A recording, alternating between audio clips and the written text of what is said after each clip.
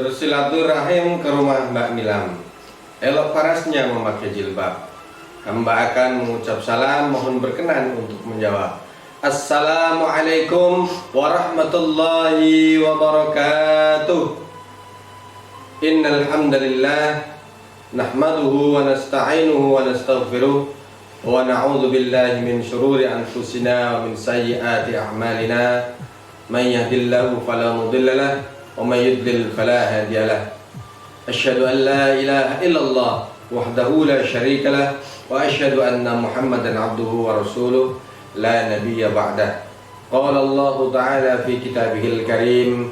A'udzu billahi minasy syaithanir rajim. Bismillahirrahmanirrahim. Inna anzalnahu fi lailatul qadr wa ma adraka ma lailatul qadr. Lailatul qadri khairum min alf syahr. Tanazzalul malaikatu warruhu fiha bi'izni rabbihim min kulli amr. Salamun hiya hatta matla'il fajr. Para hadirin keluarga SD Muhammadiyah Nitian yang dirahmati Allah, alhamdulillah pada kesempatan kali ini kita masih diberi kesempatan, diberi keluangan waktu oleh Allah Subhanahu wa taala untuk kembali bertemu walaupun hanya melalui dunia maya dalam rangka saling mengingatkan di bulan yang penuh barokah ini. Pada kesempatan kali ini jangan pernah lupa, yang pertama marilah kita mengucapkan syukur kepada Allah Subhanahu wa taala seraya mengucap hamdalah bersama alhamdulillahirabbil alamin sebagai bentuk ungkapan rasa syukur terkecil kita atas nikmat yang sudah Allah berikan, yang tentunya nikmat ini semata-mata hanya kita manfaatkan untuk meningkatkan keimanan dan ketakwaan kita kepada Allah Subhanahu wa taala. Karena Allah berfirman, "Wa may yattaqillaha yaj'al lahu makhraja wa yarzuqhu min haitsu la yahtasib." Bahwasanya orang yang bertakwa akan selalu mendapatkan jalan keluar dari setiap masalahnya dan akan mendapatkan rezeki dari jalan yang tidak disangka-sangka.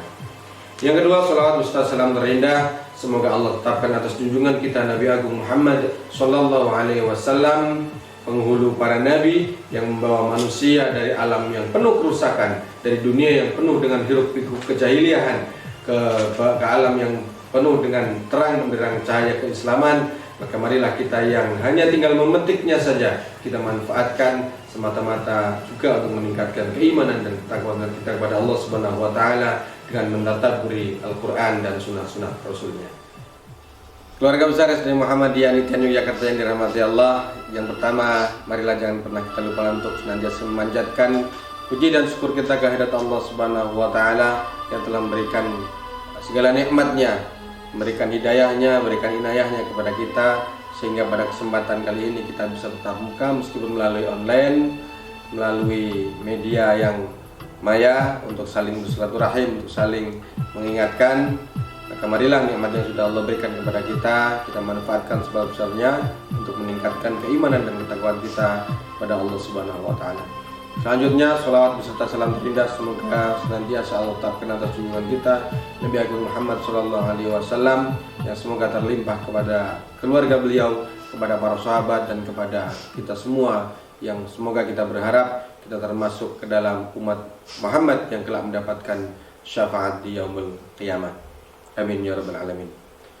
Keluarga besar SD Muhammadiyah Nitian yang dirahmati Allah, pada kesempatan kali ini perkenankanlah kami menyampaikan mungkin beberapa hal yang berkisar tentang malam nuzul Quran.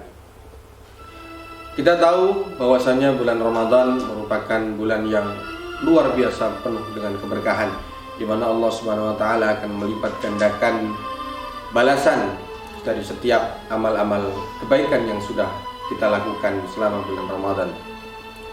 Salah satu yang menyebabkan bulan Ramadan disebut sebagai bulan mulia adalah karena di dalamnya Allah menurunkan sebuah kitab yang luar biasa, sebuah mukjizat terbesar dari Rasul penutup para Rasul-Rasul sebelumnya, yaitu sebuah kitab suci Al-Quran, di mana Al-Quran berfungsi sebagai penyempurna dari kitab-kitab sebelumnya, di mana Al-Quran berfungsi sebagai petunjuk jalan hidup seluruh umat manusia, tidak hanya untuk umat Islam saja, tapi kepada seluruh umat manusia yang mau menggunakan akal dan pikirannya untuk mempelajari dan memahami kemudian mengamalkan isi dari Al-Quran tersebut. Jamaah yang dirahmati Allah, Kita tahu bahwa secara umum mungkin dari tahun ke tahun kita sering mendengar ketika ada acara peringatan pengajian malam Al-Quran, banyak para ustadz, para ulama menjelaskan bahwasanya Al-Quran yang mulia ini diturunkan pada malam 17 Ramadan. Di Indonesia ini kita mungkin ada beberapa tanggal 17 yang istimewa. Di antaranya adalah 17 Agustus, kemudian bilangan 17 rakaat, dan yang selanjutnya adalah 17 Ramadan.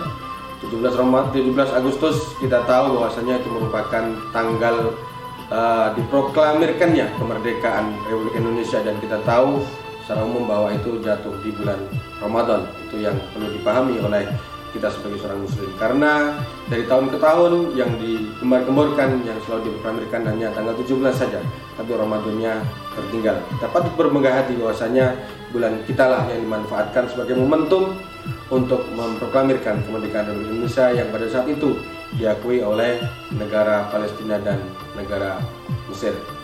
Kemudian yang selanjutnya adalah 17 rakaat, di mana kita tahu bahwasanya setiap muslim yang sudah mukallaf atau yang sudah dewasa mempunyai kewajiban untuk melaksanakan 17 rakaat di setiap harinya, di mana 17 rakaat merupakan bilangan sholat kumpulan dari Isya, subuh, zuhur, asyar, dan maghrib, di mana kita sebagai seorang muslim tidak boleh meninggalkan satupun dari kelima sholat tersebut, karena sudah disampaikan ketika seorang muslim sholatnya baik, amal sholatnya dicatat sebagai kebaikan, maka insya Allah amal-amal yang lain akan mengikuti baik pula. Kemudian yang selanjutnya adalah tentang 17 Ramadan, di mana Allah menurunkan Al-Quran sebagai petunjuk seluruh umat manusia, sebagai petunjuk supaya manusia bisa menjalani hidupnya dengan baik. Kita sebagai manusia yang tinggal memakai Al-Quran sebagai pedoman hidup, kita tidak perlu bersusah-susah untuk mencari lagi, di mana mungkin ketika contohnya ketika ada seorang yang harus naik gunung, kemudian dia harus memahami peta jalur untuk sampai ke puncak. Mungkin dia akan meminjam ke sana sini peta jalur ke puncak yang paling aman. Kemudian ketika kita ingin berwisata ke suatu tempat, kita harus membuka Google Map, mencari jalan yang paling mudah, jalan yang paling simpel untuk sampai ke tujuan kita. Begitupun dengan hidup kita. Allah sudah menyediakan Al-Quran begitu lengkap. Kenapa begitu lengkap? Karena dari turunnya Al-Quran sampai saat ini tidak ada berkurang satupun dari isi Al-Quran, dan tidak ada satu kitab pun yang bisa menyaingi dari Al-Quran. Karena apa? Karena Allah sudah berjanji sendiri bahwasanya Allah sendiri yang akan menjaga kesucian dan isi dari Al-Quran. Inna nahnu nazzalna dzikra wa inna lahu lahafidun. Sungguhnya kami yang menurunkan dan kami yang akan memeliharanya. Bagaimana cara Allah memelihara Al-Quran itu? Keutuhannya. Salah satunya mungkin dengan penghafal Al-Quran. Ini juga merupakan salah satu dari keistimewaan Al-Quran, di mana Al-Quran merupakan satu-satunya kitab suci yang bisa dihafalkan keseluruhan isinya, mulai dari juz 1 sampai dengan juz 30, di mana ketika ada orang mencoba menghafalkan kitab-kitab lain, tidak ada satu orang pun yang mampu. Bahkan saking istimewanya Al-Quran, orang-orang dari agama lain merasa penasaran, ada apa sebenarnya dengan isi Al-Quran sehingga kok bisa dihafalkan. Bukan karena sepele, tapi bukan karena keindahan kata-katanya, keindahan dari isinya. Ya, sehingga dari indahnya isinya Al-Quran, ketika ada orang yang berusaha memalsukan Al-Quran dan memasukkan ayat-ayat baru, membuat surat baru, maka akan langsung terasa asing ketika ada orang yang biasa membaca Al-Quran, kemudian dia menemukan ayat yang sebetulnya bukan dari Al-Quran, kemudian ada orang yang memasukkan ayat tersebut ke dalam Al-Quran, akan langsung ditemui. Ini luar biasanya Al-Quran. Kemudian kita sebagai seorang muslim, kewajiban apa yang harusnya kita lakukan terhadap Al-Quran?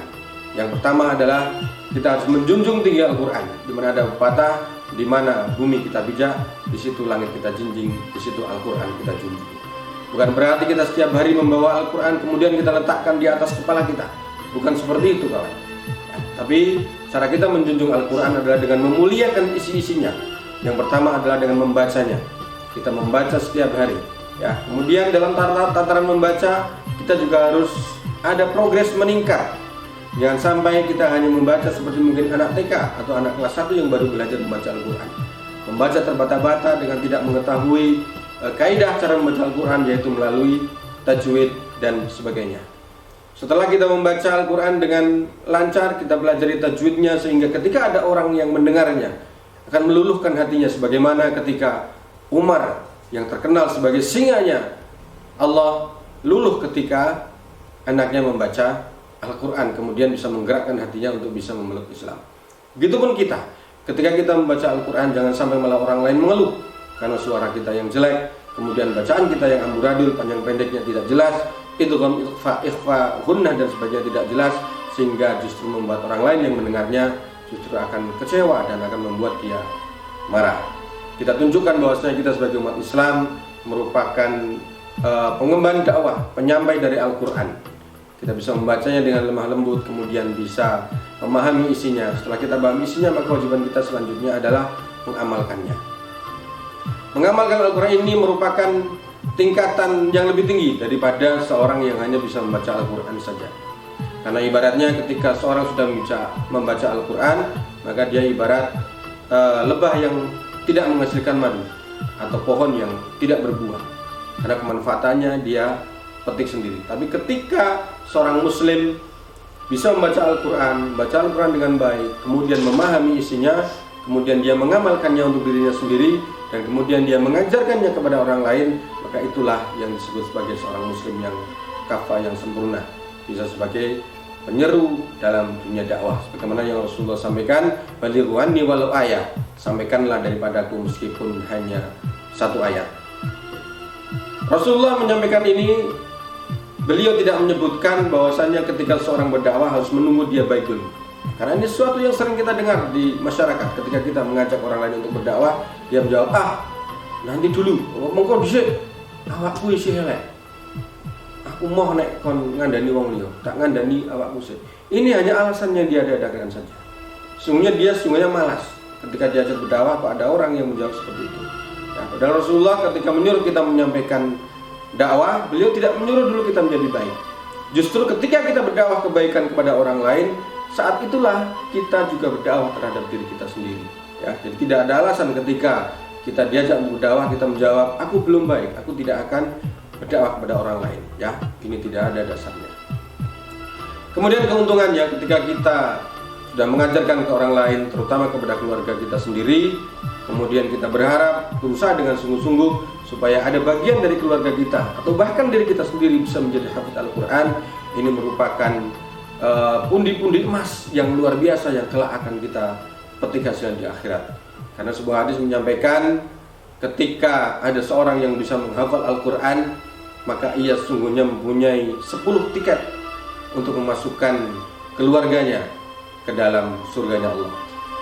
Kemudian ada hadis lagi yang menyampaikan, maka bacalah Al-Quran itu dengan tartil, sungguhnya Allah akan memasukkan kamu ke dalam surganya sesuai dengan tingkatan ketika kamu membaca Al-Quran. Jadi Allah sendiri sudah menyampaikan bahwasanya Al-Quran juga disesuaikan dengan tingkatan-tingkatan ketika kita mampu membaca Al-Quran. Insya Allah ketika kita bisa menghatamkan Al-Quran, bahkan menghafalkan Al-Quran sampai dengan 30 juz, Allah menjanjikan bahwasanya Allah akan memberikan surga Firdaus, surga yang paling tinggi, surga yang terbaik, dan Allah akan memberikan baju kebesaran dan mahkota kepada kita, juga kepada orang tua kita. Ini merupakan kebahagiaan tertinggi, dan inilah satu-satunya mungkin balasan yang bisa kita berikan atas jasa-jasa orang tua kita yang sudah mengandung, melahirkan, kemudian mendidik kita dengan pendidikan yang baik, kemudian menjodohkan sampai dengan mengantarkan kita menjadi orang yang sukses. Dan harus selalu kita ingat bahwasannya ketika kita mengajarkan Al-Quran kepada anak-anak kita, maka itu lebih besar daripada sedekah sebesar 1 sok. Para ulama menyampaikan 1 sok itu bisa diibaratkan dengan 2.700 gram atau 2,7 kilo.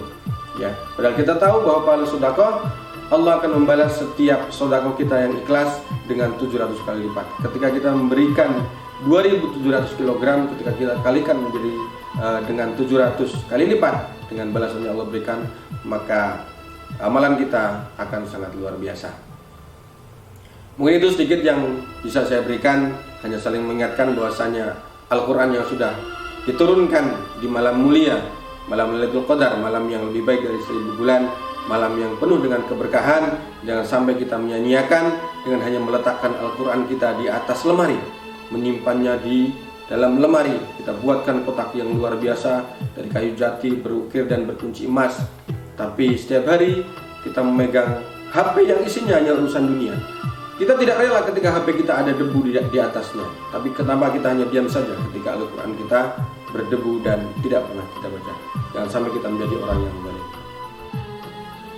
Keluarga besar Yatim Muhammadiyah Nitian yang dirahmati Allah, marilah kita gunakan sisa-sisa waktu kita, karena kita tidak pernah tahu kapan malaikat Israel apel ke tempat kita. Belum lama teman seperjuangan saya, seorang lawyer yang membesarkan masjid di daerah Moto, bersama kami, beliau alhamdulillah luar biasa diwafatkan oleh Allah di hari Jumat menjelang maghrib di bulan Ramadan ini. Dan kita semua pasti berharap kita ingin diwafatkan, dijemput oleh Israel dalam keadaan suci, dalam keadaan lidah terakhir kita menyebutkan nama Allah. Karena kita akan diwafatkan sesuai dengan kebiasaan sehari-hari kita. Ketika mulut kita terbiasa mengumpat, kemudian ketika akan menjelang ajal, maka itulah yang akan kita keluarkan. Maka mari kita biasakan, kita manfaatkan lidah kita untuk mengucapkan hal-hal yang baik, dan selalu kita berzikir di sela-sela kegiatan kita, karena memang kita diturunkan oleh Allah semata-mata hanya untuk bersujud dan menyembah kepada Allah Subhanahu wa taala.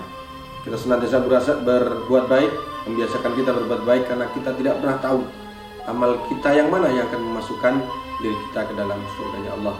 Dan kita berharap kepada Allah, semoga semua amal kebaikan yang kita lakukan diterima oleh Allah Subhanahu wa taala dan kelak mendapatkan surganya Allah Subhanahu wa taala.